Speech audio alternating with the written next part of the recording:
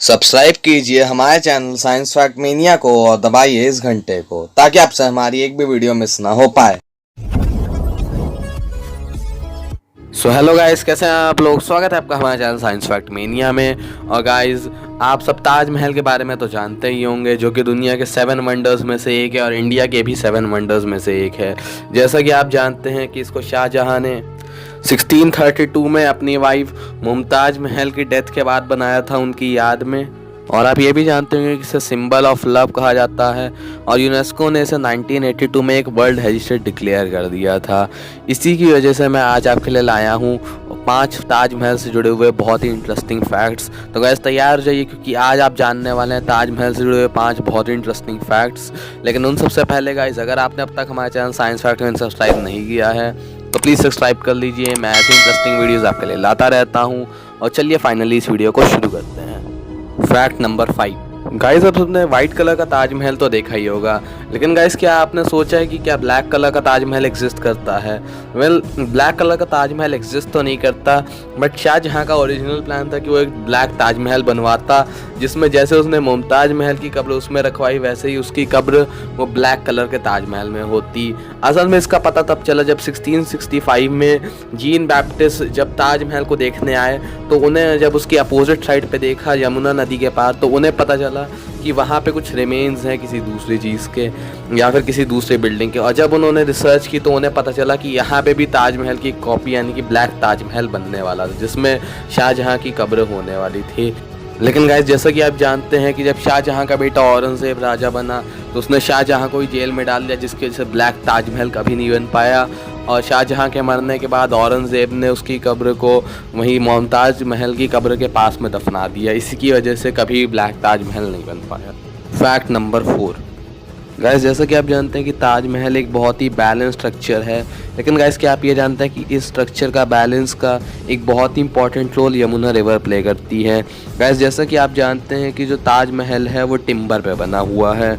अब guys, timber जब moisturised होता है तो वो स्ट्रॉन्ग होता है, लेकिन गाइस समय के साथ वो ड्राई पड़ता है, जिसकी वजह से वो बहुत कमज़ोर होता जाता है और फिर वो टूटने लग जाता है।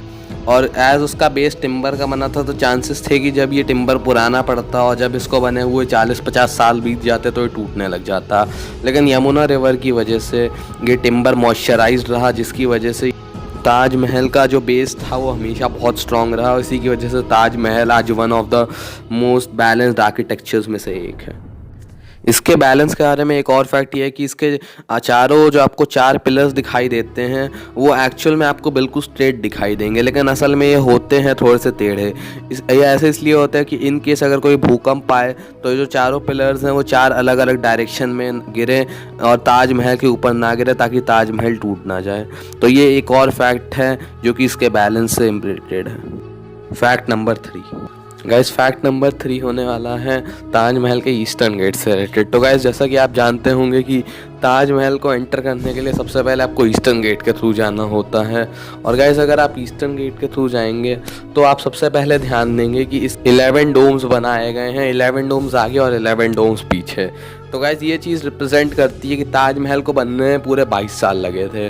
और गाइस, इससे ज़्यादा इंपॉर्टेंट फैक्ट ईस्टर्न गेट के बारे में ये है कि गाइस, अगर आप ईस्टर्न गेट के थ्रू ताजमहल को देखने के लिए जाएंगे तो गाइस एंटर करते वक्त आपको ये लगेगा कि ताजमहल पीछे जा रहा है, लेकिन गाइस जब आप वापस जाएंगे ताजमहल को देखकर और ईस्टर्न गेट के थ्रू जब बाहर जाएंगे तो आपको देखकर लगेगा कि ताजमहल आपके पास आ रहा है। और ऐसा इफेक्ट इसलिए बनाया गया था कि ताकि अगर कोई ताजमहल को देख कर भी जाए तो ताजमहल को बहुत क्लोज से देख कर जाए, जिससे उसे ताजमहल लंबे समय के लिए याद रहे।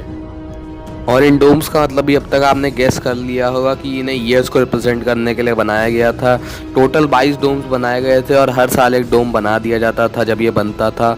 और इसी चीज़ ने रिप्रेजेंट किया कि टोटल ताजमहल को बनने में 22 साल लगे थे। Fact number 2।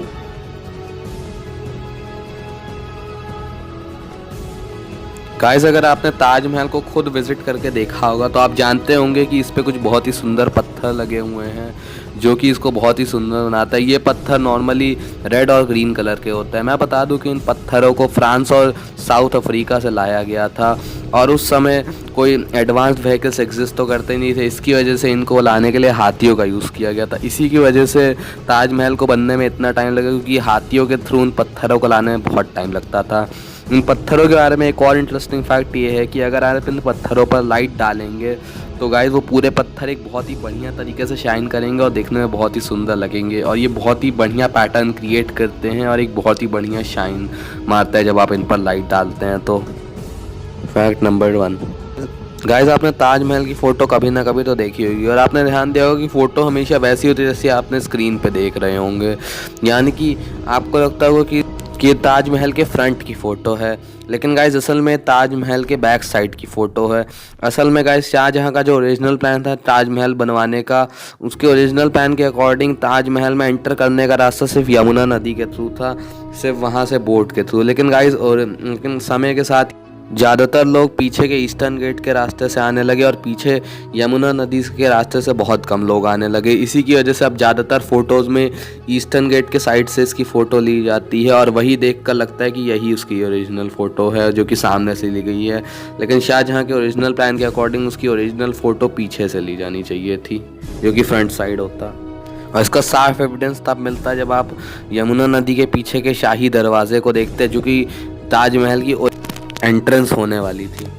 तो चलिए गाइस, आज की वीडियो के लिए बस इतना ही। मैं होप करता हूँ आपको वीडियो बहुत पसंद आई होगी। लीव अ लाइक अगर आपको वीडियो पसंद आई, साथ ही साथ हमारे चैनल साइंस फैक्ट में सब्सक्राइब करिए, साथ ही साथ कमेंट करके बताइए आपको वीडियो कैसी लगी और शेयर तो ज़रूर करिएगा ताकि आप ये 5 बहुत ही इंटरेस्टिंग ताजमहल के बारे में फैक्ट्स अपने दोस्तों तक भी पहुँचा सके। तो गाइस, वीडियो देखने के लिए बहुत बहुत थैंक यू। मैं मिलता हूँ आपसे अगली वीडियो में। Till then stay tuned and thanks for watching.